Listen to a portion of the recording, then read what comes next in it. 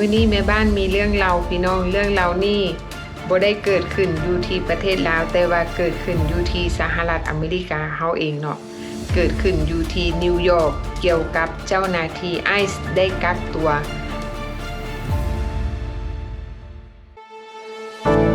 Hello สบายดีทุกคนสบายดีแม่บ้านสบายดีคุณสบายดี FC ทั้งภายในและต่างประเทศมื้อนี้แม่บ้านมีเรื่องเล่าพี่น้องเรื่องเล่านี่บ่ได้เกิดขึ้นอยู่ที่ประเทศลาวแต่ว่าเกิดขึ้นอยู่ที่สหรัฐอเมริกาเฮาเองเนาะเกิดขึ้นอยู่ที่นิวยอร์กเกี่ยวกับเจ้าหน้าที่ไอซ์ได้กักตัวคนลาวเฮาเนาะคนลาวเฮานี่ก็ถือว่าเป็นรุ่นอาวุโสถือว่าเป็นรุ่นใหญ่ที่เจ้าหน้าที่ไอซ์เพิ่นได้กักตัวแล้วเจ้าของเรื่องนั้นเพิ่นก็ได้โทรเข้ามาหาอุนี้เนาะพี่น้องโดยที่เพิ่นเล่าให้ฟังว่าเพิ่นได้ไปฮู้ซ่องอุนี้เท็กซัสมาจากเพื่อนบ้านของเพิ่นโดยที่เพื่อนบ้านแนะนำว่าถ้าหากว่าเจ้าอยากฮู้เกี่ยวกับ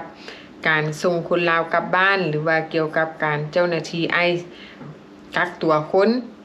หรือถ้าหากว่ามีคำถามหรือว่าต้องการความช่วยเหลือเจ้าก็ลองโทรไปถามซ่องสองผัวเมียนี่เบิ่งเนาะเพิ่นก็เลยโทรมาโดยที่เพิ่นมีปัญหาเกี่ยวกับว่าเจ้าหน้าที่ไอซ์นั่นได้กักตัวผัวของเพิ่นในวัยอายุ66ปีก็ถือว่าเป็นวัยเกษียณวัยชราที่ว่า2เท่าคิดว่าสิใช้บั้นปลายชีวิตนํกันเนาะใช้บั้นปลายชีวิตแบบมีความสุขอยู่นํกันเพราะว่าเฒ่าแล้วเฮาก็บ่อยากพัดพรากจากกันหลังจากที่เพิ่นโทรมาน้ำเสียงเพิ่นก็สั่นเนาะให้แล้วก็มีความกังวลมีความตกใจมีความย่านเพิ่นโทรมาเพิ่นก็เว้าบ่ออกเพราะว่ามันต่ำใจเนาะเพิ่นก็เลยขอเวลาว่าให้เพิ่นทำใจซัวเพิ่นสิเล่าเรื่องราวให้ไอ้วุ้นฟังได้เนาะเพิ่นก็เล่าว่าผัวของเพิ่นนั้นอายุ66ปีถูกเจ้าหน้าที่ไอ้กักตัวแล้วเป็นหยังเจ้าหน้าที่ไอ้จึงกักตัวเพิ่นก็เลยเล่าให้ฟังว่าในอดีตที่ผัวเพิ่นเคยกระทำความผิดณตอนวัยรุ่นก็ว่าแม่นเนาะนับตั้งแต่ตอนวัยรุ่นได้กระทำความผิดแล้วถูกเจ้าหน้าที่ตำรวจจับกุมดังจากนั้นก็ได้ไปขึ้นศาลณมื้อนั้นศาลก็ได้ตัดสินลงโทษให้จำคุกแต่ว่าทนายความของเพิ่นได้ให้คำแนะนำกับเพิ่นว่าถ้าหากว่าเจ้ายอมรับผิดโทษหนักก็จะกลายเป็นโทษเบาแต่ว่าเจ้าจะต้องยินยอมถือทางรัฐบาลอเมริกานี่เนรเทศออกจากสหรัฐอเมริกาแต่ว่าณมื้อนั้นที่ทนายความได้แนะนำให้เพิ่นบอกว่าทางด้านกฎหมายแล้วประเทศลาวเฮายังบ่ทันได้เปิดเอาบุคคลที่มาในนามอพยพที่กระทำผิดกฎหมายอยู่สหรัฐอเมริกากลับบ้านเจ้าหันยอมเซ็นยินยอมไปโลดเพราะว่ามันบ่มีจักเทื่อที่จะส่ง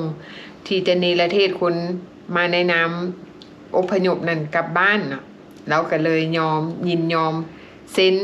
แล้วหลังจากนั้นเพิ่นก็เลยได้รับโทษตามที่ศาลพิพากษาลงไป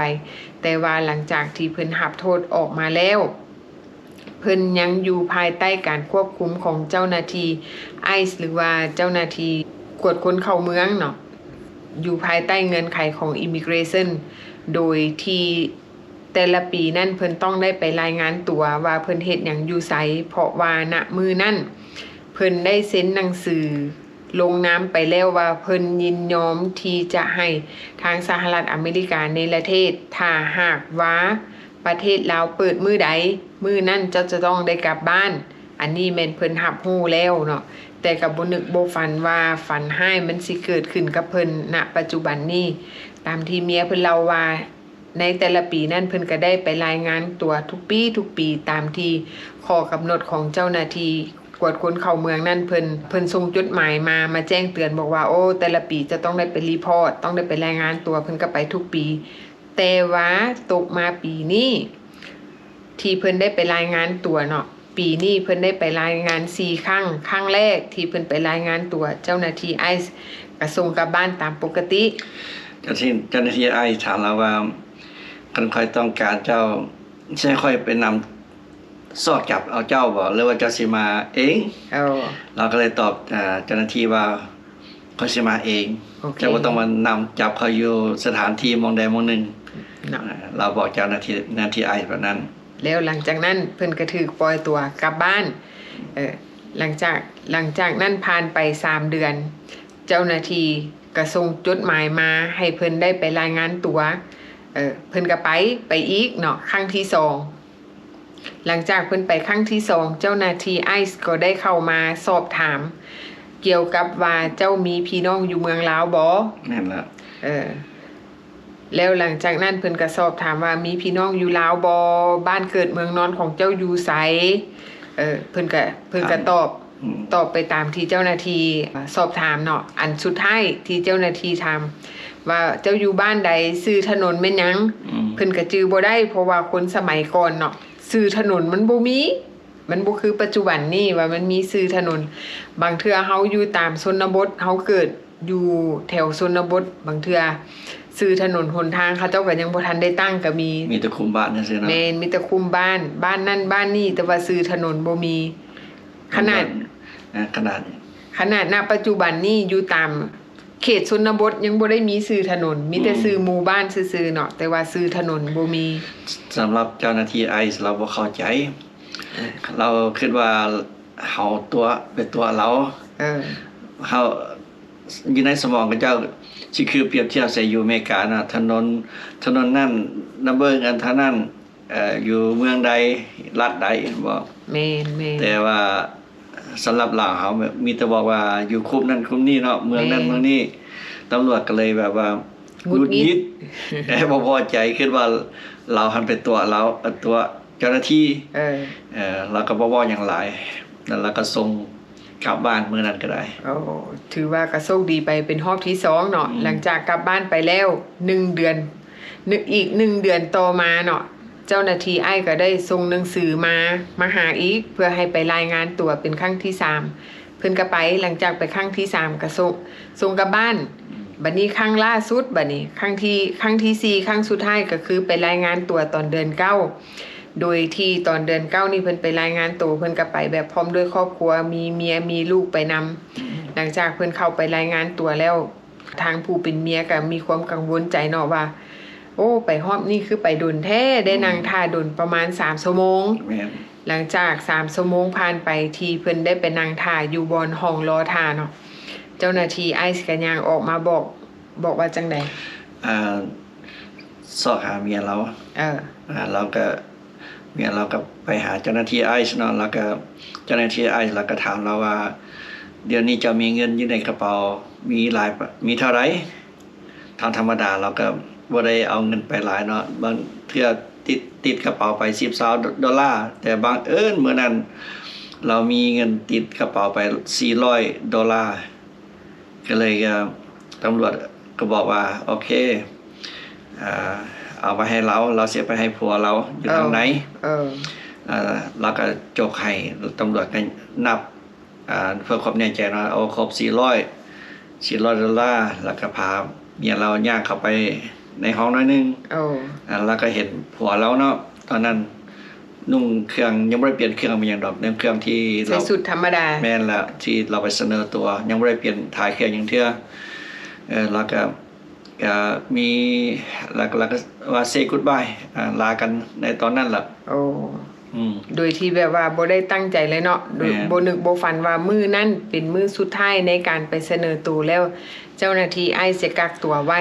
นอกจากว่าเจ้าหน้าที่ไอซ์มาถามว่าเจ้ามีเงินเท่าใด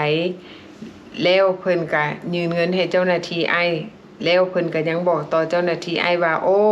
ผัวค่อยมีปัญหาด้านสุขภาพก็คือ1เป็นเบาหวานเป็นความดันเนาะพยาธิโรคผู้เฒ่าว่าซั่นซะ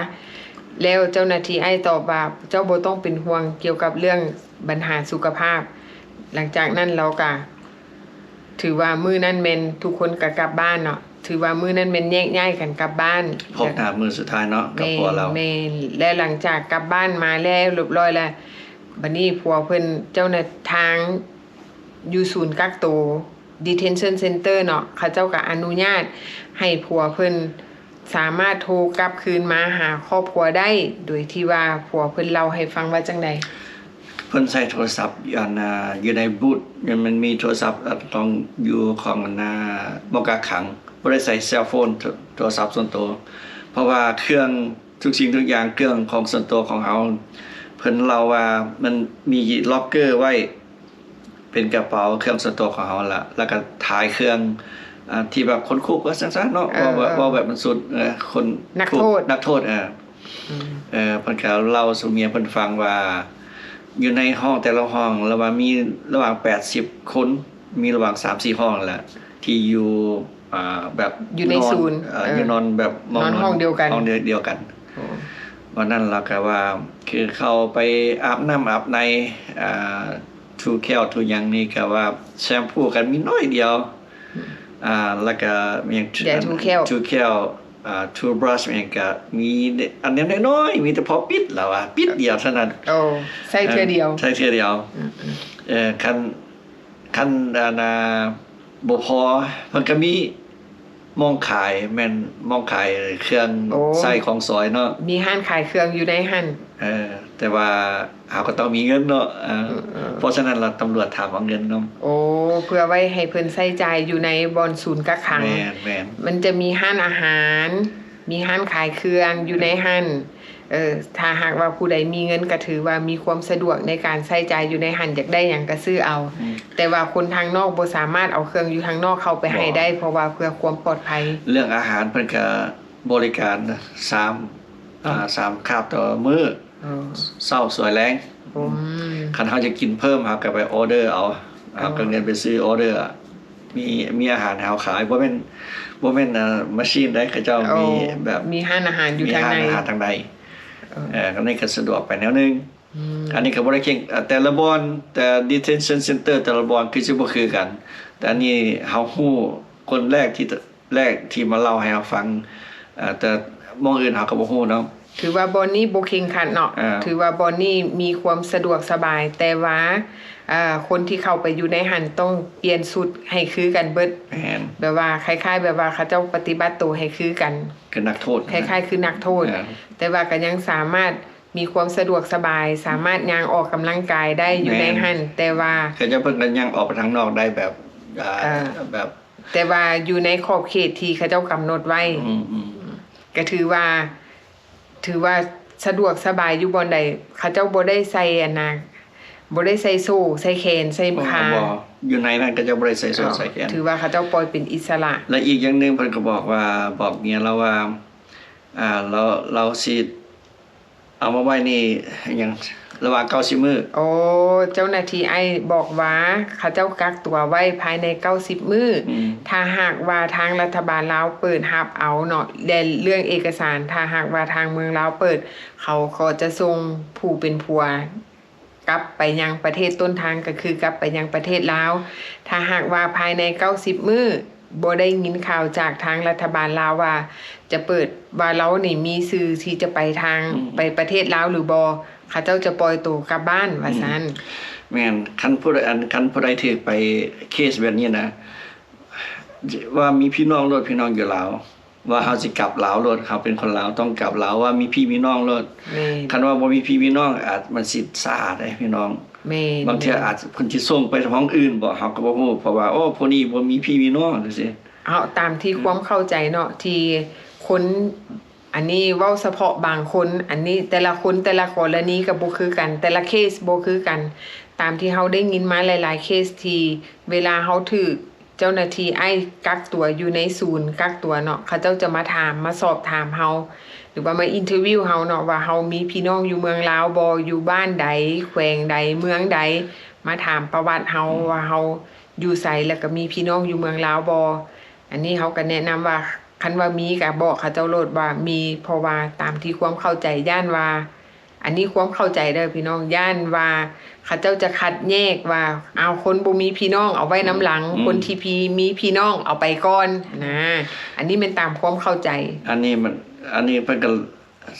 ทางลาวรัฐบาลลาวเฮาเพิ่นก็ต้องเบิ่งฟอร์มของเฮาเนาะแอปพลิเคชันนั่นล่ะว่าผู้นี้เคสแบบใดมีพี่น้องอยู่ไสมี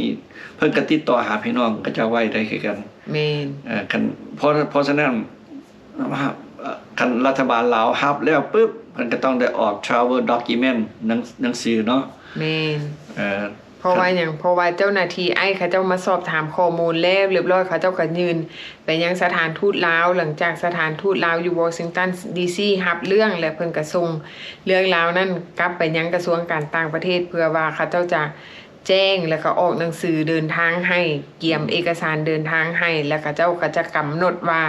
มื้อใดที่เขาจะออกเดินทางถ้าหากว่าเอกสารแล้วไว้ข้อมูลเฮาครบเฮาก็ได้ไปไว้ถ้าหากว่าข้อมูลเฮาบ่ครบหรือว่าเฮาให้ข้อมูลเกี่ยวกับเจ้าหน้าที่ที่แบบว่ามันคุมเครือมันบ่จะแจ้งเขาก็จะเอกสารเฮามันก็จะซ่าและมันก็แก่ยาวออกเพราะว่าตามที่เฮาสังเกตว่าหลายๆเคสที่ผ่านมาเนาะบางคนถูกเจ้าหน้าที่กักตัวไปภายในเดือนนึงก็ส่งไปลาวหรือว่าภายใน3อาทิตย์ก็ถูกส่งไปลาวเพราะว่าเอกสารของแต่ละคนเคสของแต่ละคนนั่นบ่คือกันแม่นแล้วขึ้นกับว่าตอนที่ศาลตัดสินเฮาน่ะสิว่าจังได๋วะในอดีตเนาะเอกสารในอดีตว่ามันมีความชัดเจนส่ำใดเพราะว่าทุกคนที่เจ้าหน้าที่จับตัวไปเฮาเรื่องราวของเฮานี่นะอยู่นำเจ้าหน้าที่เขาเจ้ามีครบแล้วเนาะเพราะว่าอยู่สหรัฐอเมริกานี่เกี่ยวกับการเรื่องเอกสารเกี่ยวกับคนที่เคยมีคดีนี่เขาเจ้ามีประวัติของเฮาเรียบร้อยแล้วเพราะว่าหยังเขาเจ้าเบิ่งนำเบอร์โซเฮาตีเข้าไปมันก็ขึ้นมาให้โลดว่าเฮาเคยเฮ็ดคดีหยังมาก่อนเคยกระทำความผิดอันใดมาศาลตัดสินแบบใดเพราะว่าเขามีข้อมูลของเฮาแล้วแต่ว่าสิ่งสำคัญที่เขาเจ้าต้องส่งไปยังประเทศลาวเพื่อว่าให้เจ้าหน้าที่ทางประเทศลาวนั้นพิจารณาแล้วก็ตัดสินถ้าหากว่ายอมรับเอาเฮาก็ได้ไปไวถ้าหากว่าของไผยังบ่จะแจ้งก็รอท่าก่อนแต่ว่าตามปกติแล้วเจ้าหน้าที่เพิ่นก็จะกักตัวเฮาไว้ในระยะระหว่าง30วันหา90วันเพื่อดำเนินเอกสารก่อนที่จะส่งไปยังประเทศลาวอันนี้ก็เป็นเรื่องราวที่เพิ่นมาเล่าให้เฮาฟังก็เลยได้ฮู้ว่าเจ้าหน้าที่กักตัวแต่ละคนนั่นอยู่ในศูนย์กักขังอยู่ที่สหรัฐอเมริกามันเกิดหยังขึ้นแล้วเรื่องราวของมันเป็นแนวใดเพิ่นก็มาเล่าให้เฮาฟังก็พอให้พี่น้องลาวเฮาได้ฮู้แล้วก็เตรียมตัวเนาะพี่น้องเนาะอันนี้เฮาก็มาเล่าให้ฟังแต่ว่าสิ่งสำคัญนั่นทางครอบครัวก็ต้องเตรียมพร้อมแล้วก็มีสติถ้าหากว่าคนในครอบครัวของเฮาเกิดกรณีแบบนี้ที่มันเกิดขึ้นกับเฮาแบบนี้เฮาจะเฮ็ดแบบใดเนาะก่อนอื่นเฮาก็ต้องมีสติซะก่อนเนาะแล้วเฮาก็มาเบิ่งว่าเฮาต้องติดต่อหาพี่น้องอยู่ลาวบ่หรือว่าเฮาควรเฮ็ดแนวใดเฮาต้องเตรียมตัวแบบใดเฮาต้องเตรียมเงินบ่หรือว่าเตรียมเอกสารแบบใดเนาะอันนี้เฮาก็ต้องมามีสติแล้วก็เตรียมพร้อมเพื่อว่าคนที่จะสึกส่งเมืองลาวนั่นเวลาไปฮอดลาวแล้วเขาเจ้าก็จะมีความสะดวกหลายขึ้นว่าซั่นซะมีความเตรียมพร้อมเพราะว่าคนทางนี้เตรียมให้แล้วแม่นทุกสิ่งทุกอย่างเพิ่นก็อยู่ในมองกักขังเพิ่นก็ใช้โทรศัพท์โทรหากันตลอดตอนเพิ่นเว้านำเฮาเพิ่นก็พวกก็โทรมาบ่ขาดสายเฮาก็เลยได้ลมเพิ่นเลยเล็กน้อยๆก็เลยปล่อยเพิ่นว่าจะไปลมกับพวกของเราซะแม่นเนาะขอบใจนะเพิ่นเนาะเพิ่นมาให้ข้อมูลให้เอามาเล่าแล้วทุกคนก็พอจะhave some idea เนาะว่าเฮาexpect อะไรว่าเวลาเฮาเข้าไปสำหรับบางคนฮู้บางคนก็บ่ฮู้เนาะอันนี้ก็สำหรับดีสำหรับครอบครัวคือกันที่มาให้ครอบครัวฮู้ว่าข้างในข้างนอกเป็นอะไรก็เจ้าบริบัติกันแบบใดแม่นเนาะมันก็บ่หายแฮงเกินไปเนาะที่เพิ่นไปอยู่ทางในก็ได้เพิ่นก็มีอาหารให้เฮากินมีน้ำอาบมีข้าวมีน้ำให้อยู่ให้กินโอ้ยเบิ่งนอนห้องแอร์ห้องฮีตมีทีวีให้เบิ่งสบายถือว่าเพิ่นโชคดีถือว่าเพิ่นโชคดีโอเคเนาะพี่น้องเนาะเฮาก็สิเอาไว้เท่านี้ล่ะพี่น้องเฮาเอาไว้โอกาสหน้ามีเรื่องดีๆมีเรื่องหยังเฮาก็สิมาเล่าสู่พี่น้องฟังถ้าผู้ใด FC ผู้ใดอยากเล่าเรื่องผ่าน ของพวกให้เฮาเล่าเรื่องก็ติดต่อมาหาเฮายินดีสิมาแชร์ให้ทุกๆคนรู้ว่าเกิดหยังขึ้นกับคนพี่น้องลาวเฮาเนาะ แม่นเนาะเพราะว่าเฮาจะมาเล่าให้ทุกคนได้ฟังเพื่อว่ามันอาจจะเป็นประโยชน์ให้แก่ส่วนรวมให้แก่หลายๆคนเพื่อว่าหลายๆคนจะได้เตรียมพร้อมถ้าหากว่าเวลาที่เฮาไปรายงานตัวบังเอิญมื้อนั้นเฮาบ่มีเงินเลยจังซี่เฮาสิเฮ็ดจังได๋เพราะฉะนั้นอันนี้ก็เป็นอีกข้อดีข้อหนึงถ้าหากว่าผู้ใดไปรายงานตัวต่อเจ้าหน้าที่แม่นแนะนำว่าให้ถือเงินสดไปนำ แม่น เนาะเพราะว่า just in case เกิด เนาะ กรณีว่าเกิดกรณีฉุกเฉินเนาะเฮาบ่ฮู้ได้ว่าเจ้าหน้าที่ไอซ์กักตัวมื้อนั้นเฮาก็ยังพอมีเงินสดติดตัว แม่น เนาะอันนี้เฮาก็ฝากไว้ให้ทุกคนเบิ่งไว้เป็นคติเตือนใจก็ว่าแม่นเนาะถ้าหากว่าเรื่องราวของเพิ่นนั้นอัปเดตไปฮอดใส่เฮาก็สิมาเล่าให้ฟังใหม่เฮาก็สิพยายามติดต่อหาเพิ่นแล้วก็สิถามว่าเรื่องราวของเพิ่นไปฮอดไสเพิ่นต้องการความช่วยเหลือหรือว่าต้องการคำแนะนำใดที่พวกเฮาพอจะซอยหรือว่าพอจะแบ่งเบาความทุกข์ของเพิ่นได้เฮาก็ยินดีเนาะพี่น้องเนาะ